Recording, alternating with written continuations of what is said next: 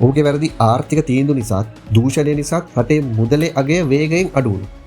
එක වෙලාවකට බිත්තරයක් ගන්න සල්ලි මල්ලක් අරන් යන්න ඕන වෙන තත්යකට උද්දමනය වැඩි වුණා.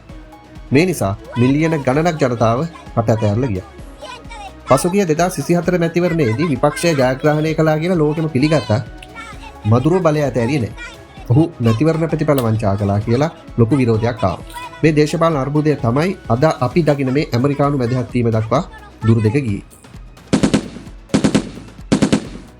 පසුගිය ජනවාරි 3 වෙනිදා පාන්දර 2ට 3ට විතර වෙනිසුලාව අගනුවර වන කැරකස් නගරයේ ප්‍රබල පිපිරීම් 7කින් හෙල්ලුම් කෑවා. ඇමරිකානු හමුදාව මැදිහත් කරලා වෙනිසුලාවේ ප්‍රධාන හමුදා කඳවුරු සහ ගුවන්තොටුපළවල් වලට පස්සේ මදුරෝ බලය අතෑරියේ නැති නිසා රට ඇතුලේ ලොකු අසහනයක් තිබුණා. වෙනිසුලාවේ උද්දමනය ඉතා ඉහළ. ජනතාවට කෑම බීම බෙහෙත් පවා සොයාගන්න බැරි තරමට රට අගාධයට ගිහින්. ඇමරිකාව මදුරෝට චෝදනා කරන්නේ ඔහුගේ ජාත්‍යන්තර මද්ද්‍රව්‍ය ජාවාරමට සම්බන්ධයි කියලා. මේ නිසා ඇමරිකාව සති කිහිපයක ඉඳලා මදුරෝට යටත් වෙන්න කියලා අවසාන නිවේදන නිකුත් කරලා තිබුණා. දැන් වෙනිසුලාව පුරා හදිසි තත්ත්වයක් ප්‍රකාශ කළ තියෙනවා. රටේ විදුලිය සහ අන්තර්ජාලය තනින් තන යන හිටලා. මදුරෝගේ හිතවාදී හමුදා කොටස් තවම ප්‍රතිප්‍රහාර දෙන බවට වාර්තා වෙනවා.